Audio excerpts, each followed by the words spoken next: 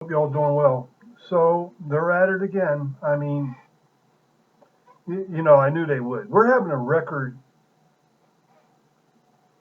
I don't even want to say a record heat wave, but we're having a big heat wave out here on the West Coast, and they're citing the temperatures in Seattle and Portland and a few other places, and we've got into triple digits here. I live just outside Reno, a couple times so far this year.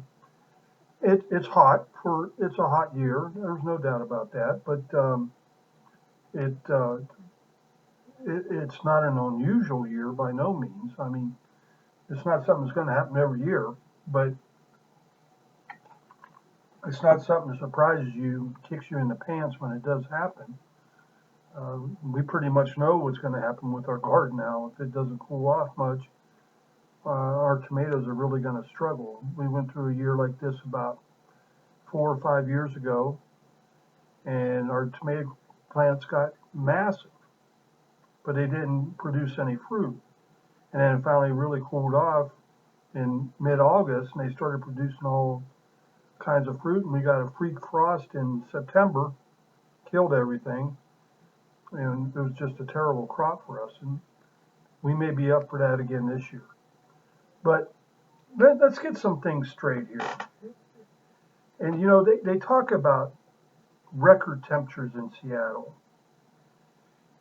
and Portland, and they go on to say, since records have been kept. Well, records have been kept in Seattle and Portland and that since about 1894. It's a little over 130 years. That's nothing.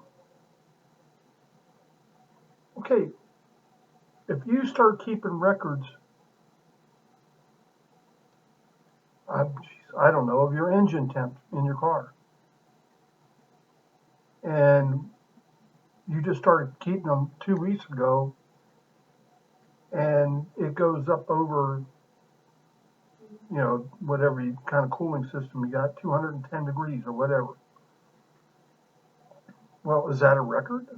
I mean, it's such a short period. 130 years in the scheme of things is nothing. You take the rest of the country, a lot of it is even less. I mean, heck, the thermometer wasn't even developed till like 1715 or something like that. Fahrenheit wasn't developed till like the 1720s. Celsius was like the 1740s. I mean, we've had less than, worldwide, we've had less than 300 years of record temperatures, of keeping records. And just because it's hot in one spot doesn't mean it's hot all over the globe. It typically means one spot's hot and another spot's colder than normal. And we experience this all the time. Our weather here around the Reno area is usually direct opposite of what Alaska is because of the seas. If Alaska's having a warm winter, we're having a cold winter. If Alaska's having a cold winter, we're having a warm winter. I mean, you can almost take it to the bank. But they're climate change. Not to matter that we're coming out of the little ice age period. And most people put that fully came out of it about 1800 or so.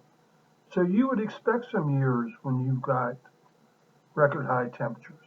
The 1930s is still the hottest decade on record.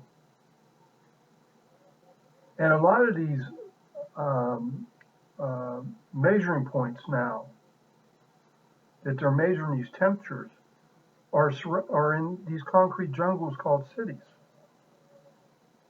or airports. A lot of them take their official temperature from the airport. Well, you got 10,000 feet of runway with all your tarmacs and everything else, all that concrete. It's going to be hot there.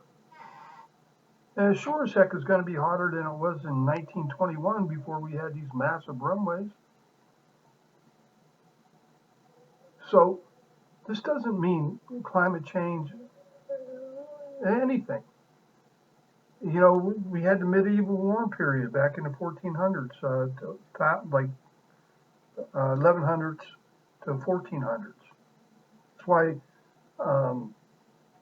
the Vikings could live on Greenland, and they created a civilization there, uh, pretty thriving until about 14, 15, 16, about 1500, and we started going into the Ice Age, and it was no longer feasible to live in that part of Greenland anymore. The Earth cycles. It's going to be hot. It's going to go through hot periods. It's going to go through cold periods. It's called the sun. So don't buy off on these, the sky is falling, the sky is falling. And I know some good, smart people now are buying off on this because of all the propaganda from corporations,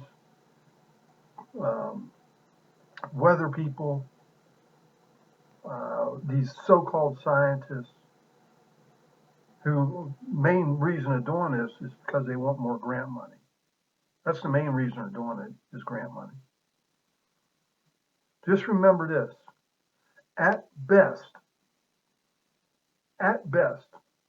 we got about 270 years of measurements of worldwide temperatures throughout the world. 270 years.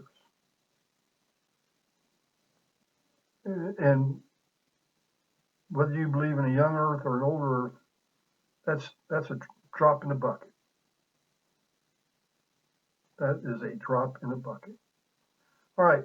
Thank you all. Have a good day. Bye.